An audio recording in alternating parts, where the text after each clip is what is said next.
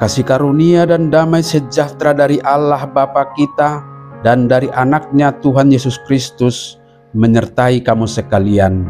Amin. Shalom, saudara-saudari sahabatku terkasih di dalam nama Tuhan Yesus.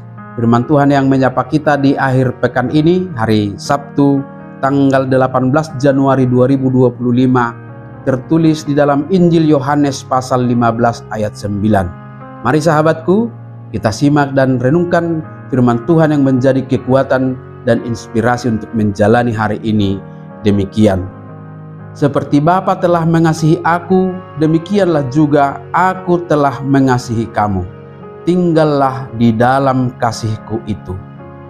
Songon holong ni rohani damang diau, songonido holong ni rohakku dihamu, mian mahamu di bagasan holong ni rohaki. Demikian firman Tuhan. Sahabatku, di dalam nama Tuhan Yesus, kita tahu dan paham benar bahwa kasih adalah inti dari ajaran Kristus dan seharusnya menjadi gaya hidup kekristenan kita. Orang yang mengaku sebagai pengikut Kristus harus menjadi role model dalam tindakan kasih. Jadi ketika kita tidak memiliki kasih, itu berarti kita kehilangan integritas dan hakikat kekristenan kita. Kasih yang seharusnya kita hidupi berbeda dengan kasih yang dipahami dunia pada umumnya. Kita tahu bahwa tindakan kasih dunia seringkali dilakukan dalam konsep take and give, mengasihi supaya dikasihi. Artinya ketika kita mengasihi, kita berharap ada balasan. Itulah tindakan kasih dunia yang selalu berharap imbalan. Kasih seperti ini tidak salah, karena hal itu memang manusiawi. Tetapi kasih yang diajarkan kepada kita sebagai seorang pengikut Kristus adalah kasih yang lebih dari hanya sekedar mengharap balasan. Kasih yang diajarkan adalah kasih yang berkorban, yang tidak mengharapkan imbalan apapun.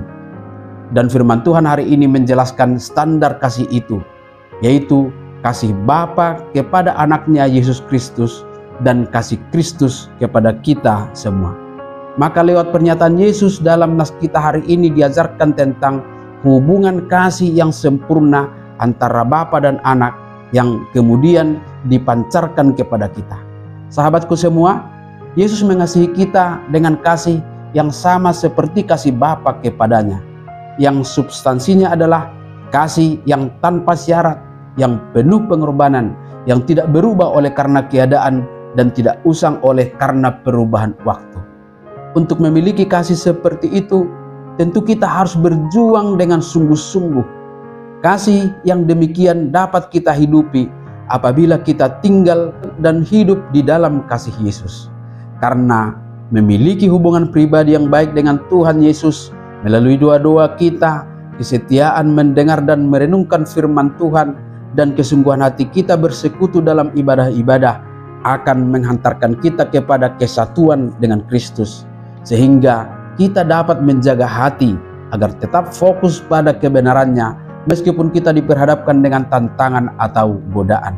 Maka selanjutnya sahabatku semua, kita akan menjadi pembawa misi kasih Kristus itu, dan tidak hanya sebagai penerima tetapi juga sebagai pembawa kasih itu dalam kehidupan kita sehari-hari. Kita wujudkan pancaran kasih Kristus itu dengan tindakan nyata kepada sesama kita.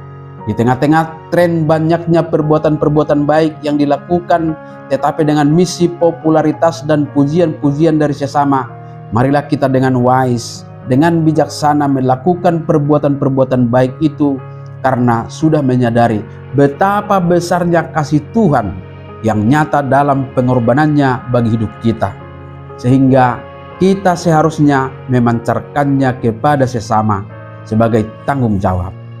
Tentang perbuatan-perbuatan kasih itu tidak perlu saya jelaskan dalam renungan ini.